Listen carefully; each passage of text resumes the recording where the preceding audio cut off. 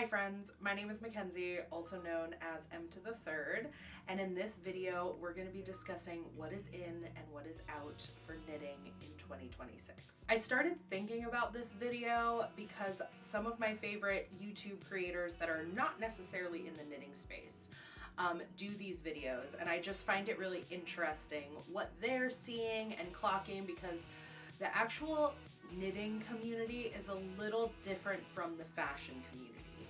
I find myself very interested in both, but also kind of feel like a little bit of an outsider because I'm a plus size person, because I am queer, and because I make my own clothes. But I thought the idea was really interesting, and I've been in like the knitting industry for over a decade, working at local yarn stores, running my own business. And so I just thought maybe it would be interesting to speak on some of the things that I have been noticing, and also some of the things that I hope we're trending toward, and talk about that a little bit. So yeah, I'm gonna hang out and knit and just kind of like talk about what I've been observing and thinking about, and I hope that you enjoy this and it gets you thinking about what your knitting is going to look like in 2026. First and foremost, because it is the beginning of the year, I've been seeing a lot of videos about people talking about their Make Nine. This has been a trend for a while now. I think it's definitely something that people at the beginning of the year tend to focus on. I'm not sure. I think I know the origins, but I don't want to because I'm about to shit on it. I don't want to point fingers. That is not the point of this. But here's the thing. I think it's interesting how the idea of productivity and actually creating things can kind of spoil a hobby like knitting. Of course, there is room for some planning and thinking. I'm definitely someone who does that with varying degrees of success. But I think in general, the idea of the Make Nine might work for some people, but it does not work for everyone, and it shouldn't be a universal kind of, thing that us knitters do. So if you have never heard of Make Nine, maybe you're newer to knitting. It is a trend that started, I honestly want to say maybe 10 years ago, where at the beginning of the year you pick 9 projects that you would like to finish over the course of the year. Now, I don't think there's anything inherently wrong with this, and I think the idea behind it is to make things that you know you're going to wear, that you want to wear, think about color, and I don't think there's anything inherently wrong with it. I think where it can get problematic is when it stunts your creativity. At the end of the day, knitting is a creative hobby, and I think creativity really lends itself to following whims. And so what happens when you have your Make Nine and something new comes out, or you find a pattern that you are like, oh my god, I want that in my wardrobe now, and you pivot. Now, I understand that part of the Make Nine is adaptable. It's not strict. It can be whatever you want it to be.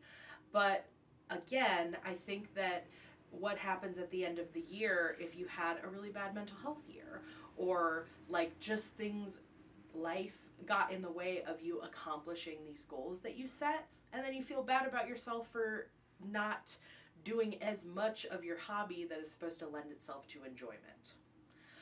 Right now, we are in a very intense political time, especially in the US, and I just think that we should be dopamine maxing our freaking hobbies, right?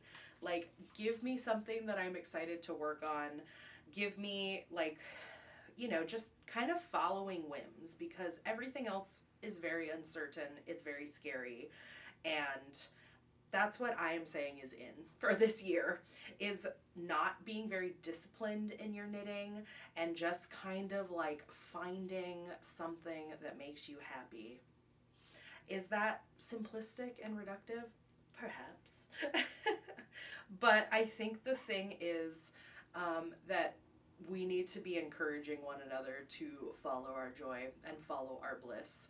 And along with this, I've also seen a lot of videos where people, and this is another sort of like, I want to say like a trope within the knitting community of people getting very caught up and seemingly anxious about how big their stash is. Now, of course, this is subjective, right?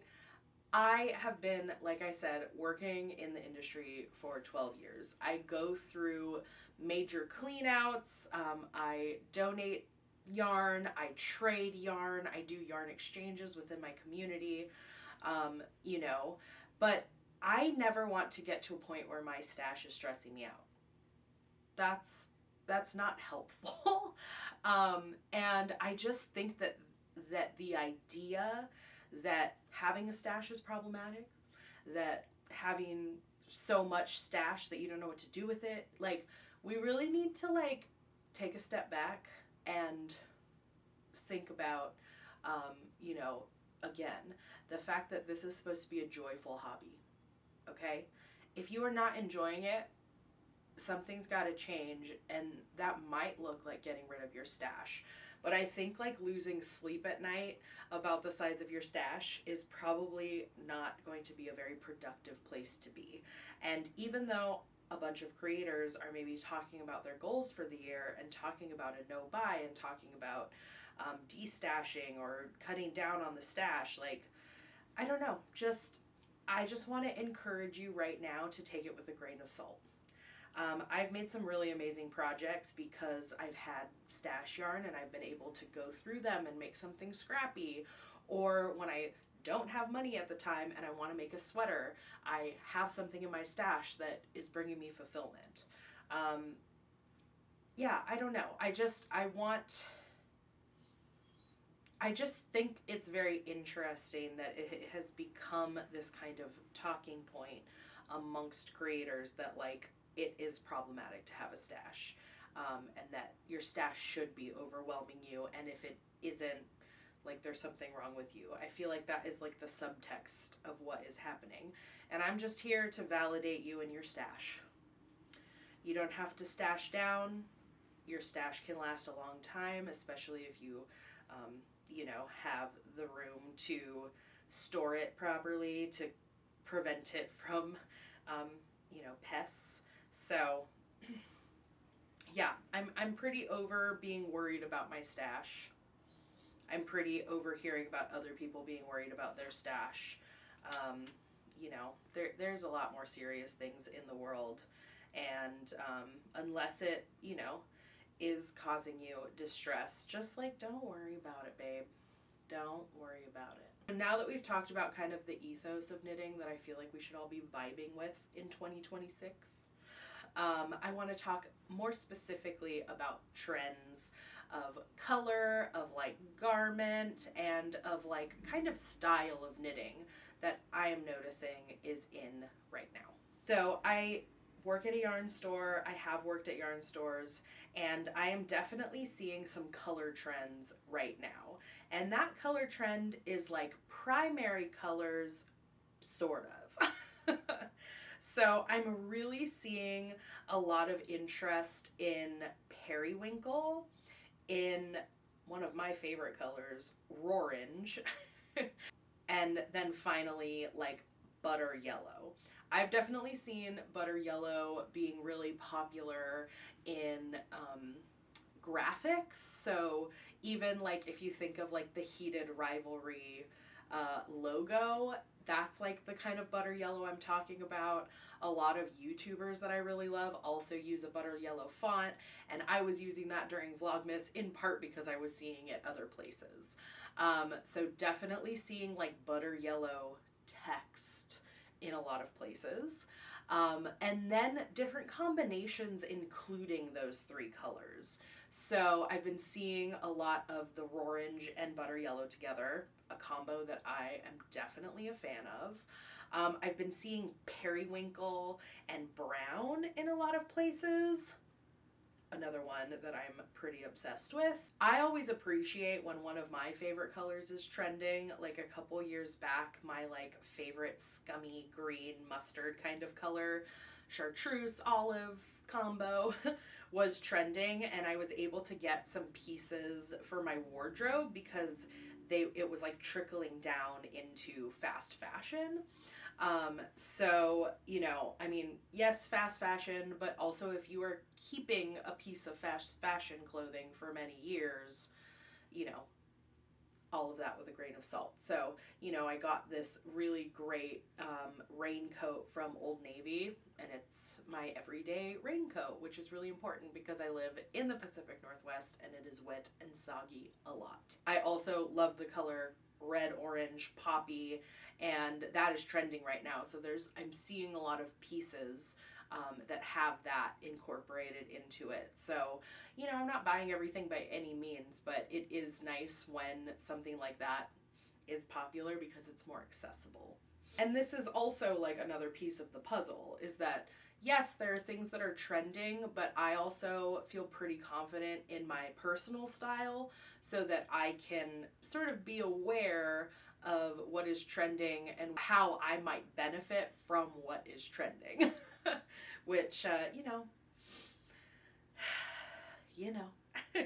So before I talk about the next sort of section of this video, I want to touch on a TikTok that I saw recently. You know, like I mentioned, everything is feeling a little dire.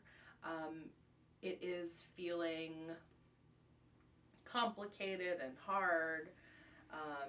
You know, just like there's a lot going on, right?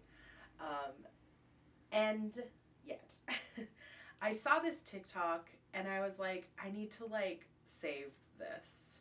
I need to like hold on to this because I do feel like there's something to be said here. And the creator put content warning optimism, which I thought was humorous. But what she was talking about in this video is the fact that we know that the pendulum swings. When we look at history, we can see that we go through periods of really intense conservatism, and then we go and swing in the opposite direction into periods of really intense social progression. And it's very tough to be in this right now and see my government, I should say, because I know not all of you are from the US, but to see my government literally gunning down civilians, right? And yet, at the same time, these fashion trends, which I actually spoke about in a video last year, that were sort of veering towards conservatism, I believe, started to shift.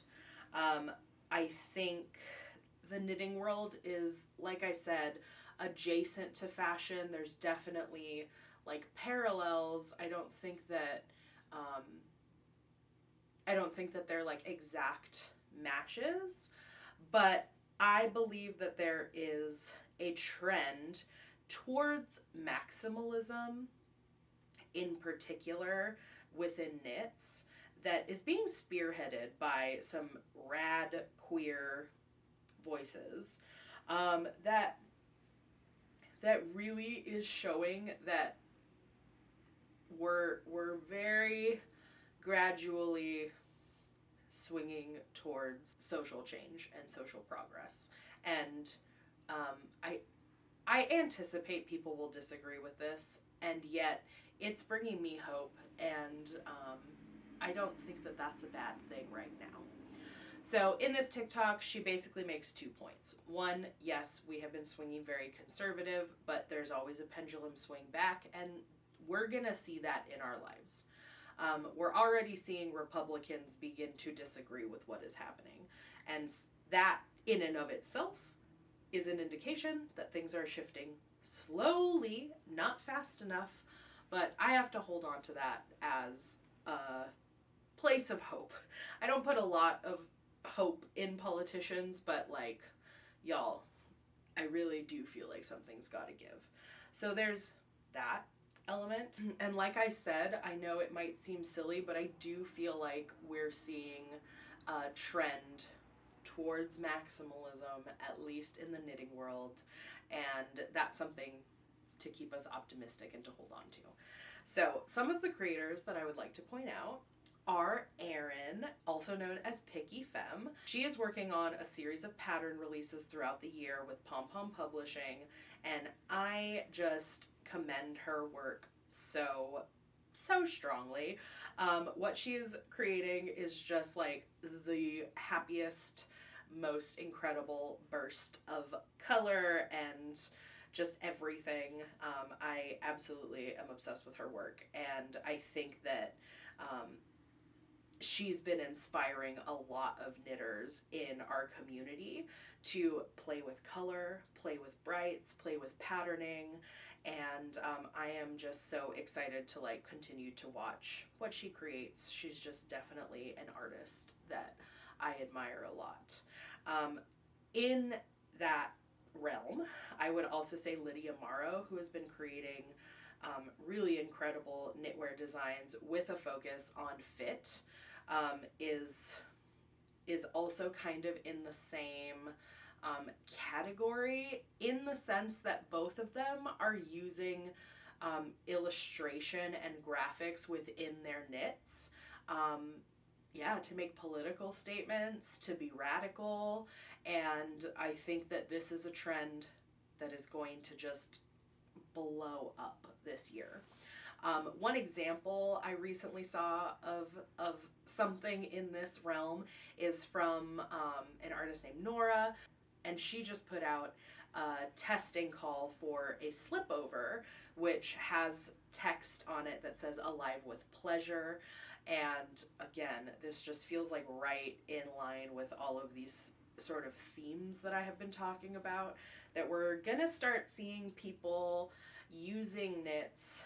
I mean, not start, but like we're seeing people using knits as a way to express their discomfort and malcontent with the political landscape of the moment. And I think that's kind of like what these things are indicating, even if it's not explicit. Just in that video where I talked about how knitting trends are sort of predicting a rising conservatism, I think the year is starting off with, this red hat as part of like the ice resistance. And I think that continuing knits are going to be very political and part of a push against that like neutral conservative movement is just this like burst of maximalism and color and pattern clashing, and I'm excited to see it. I'm excited to see what people do this year in the face of this stuff. I think the other piece of that video that was really fascinating to me was that she said the other sort of swing of the pendulum is going to be against AI. She was like, I think that art is about to like take off, because what is going to happen is that AI is going to come in, take jobs, make bad art, and people are going to be craving art that is human. We are going to want to see art and creativity that is made by humans, and undoubtedly made by humans. And so I think part of what I've been talking about in terms of patterning in knits, duplicate stitch in knits, is also sort of feeding into that idea.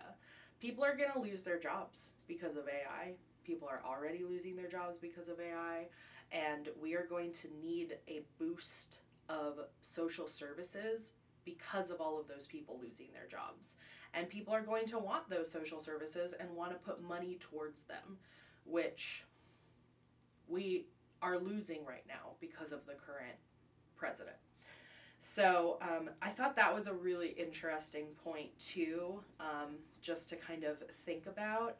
But again, I think that is just another example of how this really beautiful maximalist knitting is kind of like taking off. So yeah, just another kind of thing to chew on and think about and observe, you know, as we go into 2026. I also think something that was just very prevalent in 2025 that I believe is going to continue in 2026 is trinket culture, laboo-boos, bag charms in general. Also, I think that there might be like trinket culture for knits, whether that means knitted trinkets or if it means trinkets sort of incorporated into knits, but I anticipate that happening. I've seen some pretty cool inspo pics of like belt charms that are like knitted. I know that some people are like making little creatures that are knitted, you know, all that kind of stuff. And I just think there's going to be a continuation of it, frankly. Ribbons that are knit, you know, that kind of thing. Yeah, I anticipate that will continue. Yeah. I think the hardest piece of this, that as I was thinking about like what I wanted to talk about and discuss, the hardest element is really what kind of knit garments and accessories are going to be popular this year, because I don't know, you don't know, we don't really know. However, I do believe stripes, maximalism, clashing patterns, like we know that.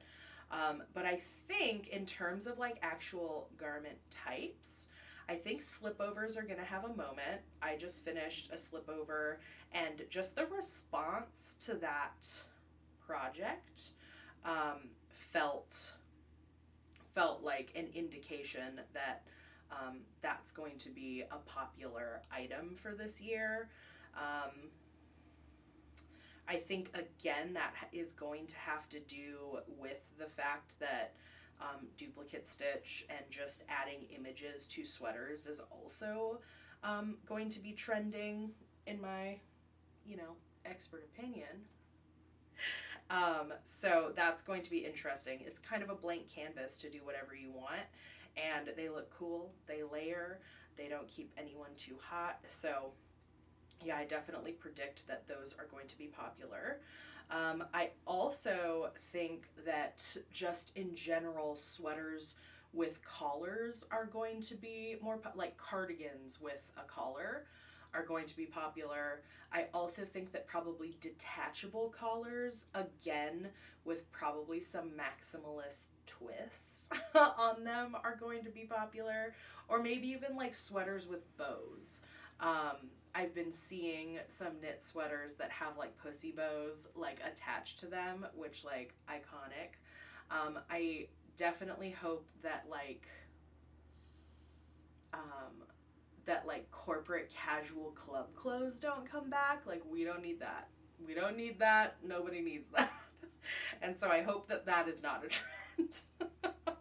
But another element of like conservatism trending has definitely been thinspo, and just in general the use of Ozempic and losing weight. I know people don't really want to talk about it or hear about it, but in general, I think that it's pretty wild that like a few years ago we had Lizzo just like blowing up talking about body positivity, body neutrality, fat positivity, and then just the cultural shift that we have experienced.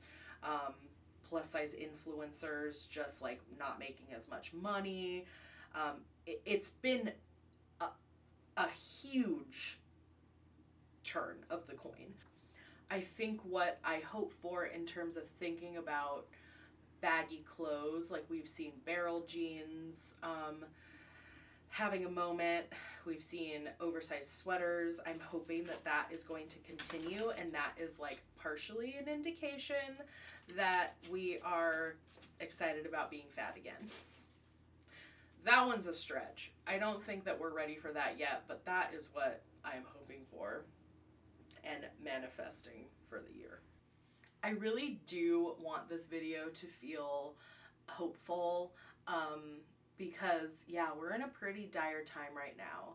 Fashion and knitting for me are a way for me to be creative and express my personal style, my personal beliefs, and that's sort of what I am hoping that is in 2026.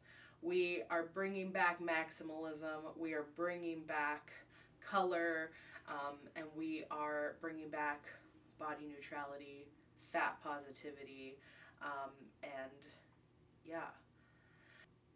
But even if as a knitting community we are not experiencing those things, I'll tell you that you can find all of those things right here on my channel. That's what my ethos is. That's what I want to be working on. And if you are here and wanting the same things, then you are in the right place. We are here, we are queer, we are fat, and yeah, that's what's going on. A lot of love to you. Please, I want your comments down below. Let's talk. This is definitely wanting to be more of a discussion than a sermon. So yeah, thank you for being here. Thanks for clicking on this video. Thanks for hearing me out. And now it's time for me to hear you out. I also want to give a huge thanks to the members of this channel. This was going to be a members only video. This is what they chose for January, and I just got too excited about sharing this with a wider audience. So they funded this video, they made this happen, and thank you to all of you. And now you get to enjoy it as well. So yeah, besos, and I will see you next time. Bye.